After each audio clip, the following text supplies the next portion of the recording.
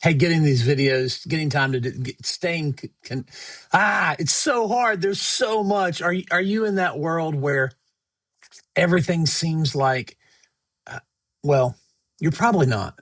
This is just my life. I think it's my ADHD. I I want to succeed for everyone. If I'm doing something for somebody, I want it to be perfection. But what really is perfection? What does it mean? What does it mean to be perfect in Jesus's eyes?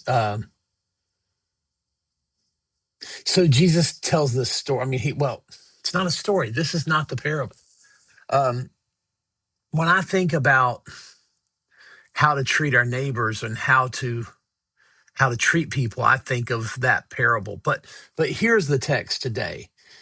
Matthew 5:43 through 48. You have heard that it was said, love your neighbor and hate your enemy. But I tell you, love your enemies and pray for those who persecute you, that you may be the children of your Father in heaven. He causes his sun to rise on evil and the good, and sends rain on the righteous and the unrighteous. I can't help but think about, when I think of rain, I think of rain makes corn, corn makes whiskey, and whiskey makes oh my goodness. That's where my brain goes. Where does your brain go when you're trying to do something that's important? It's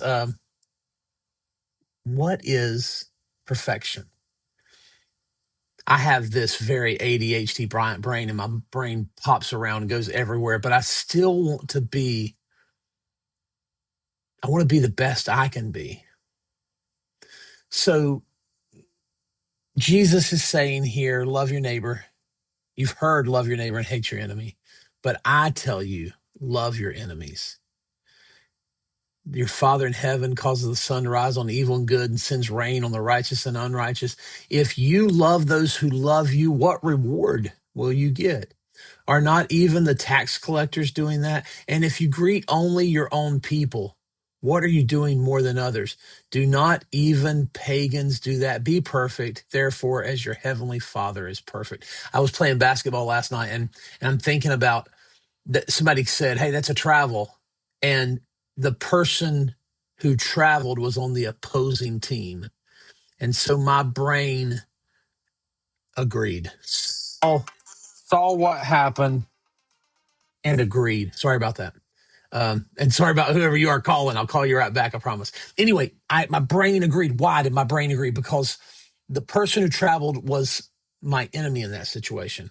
How often does the way we function and work get distorted by whether they're our neighbor or our enemy? What do you imagine the audience may have thought when they heard the word we've got translated as neighbor?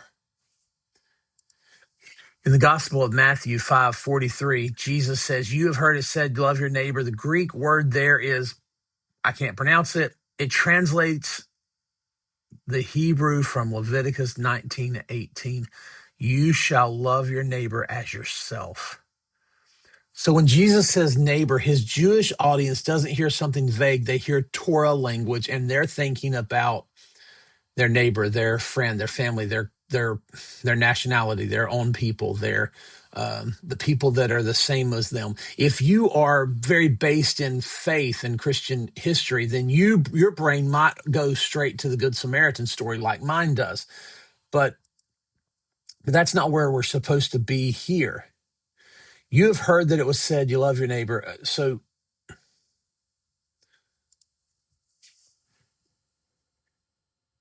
But Jesus here is not talking about your neighbor. He's talking about loving your enemy. Do you believe this command is idealism or an actual expectation of a follower of Jesus, of a disciple?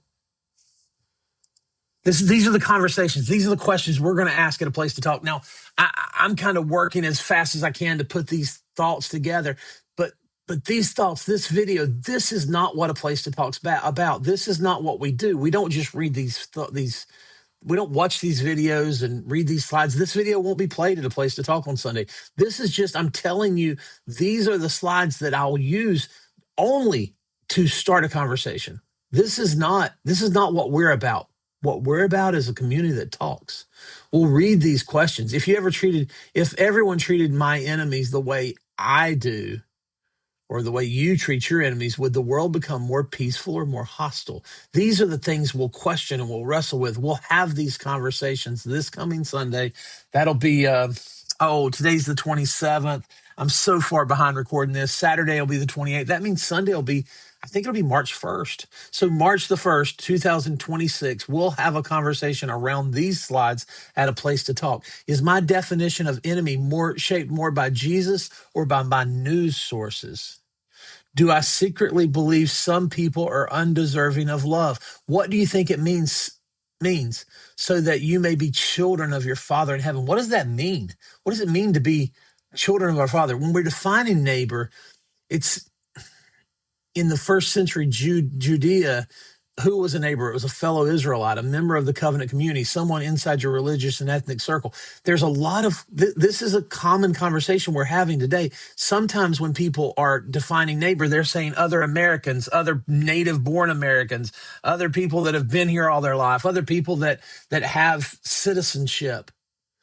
And who was not neighbors? Well, it's Canadians and Mexicans and undocumented immigrants and those that are here illegally. And so we have all of that. So Jesus isn't saying, hey, treat people like Americans. He's saying it doesn't really matter how you treat whoever you call neighbor. What matters is how you treat people that you deem as enemies. Jesus is exposing that the Torah, it's saying love your neighbor as yourself, but it doesn't say hate your enemy. Jesus is saying, I want you to treat your enemies in a different way. I want you to change the way you're treating your enemies. When Jesus said neighbor, they likely heard, my tribe, my people. They didn't hear Roman soldiers, political oppressors, heretics. If we were listening to this today, like we're going to have this conversation today. We hear the nice person next door, fellow A Place to Talkers, people who share our values, people who vote like us. But Jesus is not calling for divine love to those people that are like us. He's calling for divine love for people that are outside of our clique, outside of our group. Here are questions that we'll just wrestle with this Sunday at A Place to Talk. Who is that one person that comes to your mind when you think of an enemy? Why do I instinctively exclude someone from my moral concern? Who do I think? Do you ever hear something bad? Or have you heard somebody's name in the Epstein files and you go, yep, they're on the other side. They're an enemy. Or you hear somebody's name in the Epstein files and you go, ooh, that's one of us. I can sincerely say that doesn't really happen for me that much because I do not consider myself Republican or Democrat at all, not remotely. But do you? Is that a struggle for you?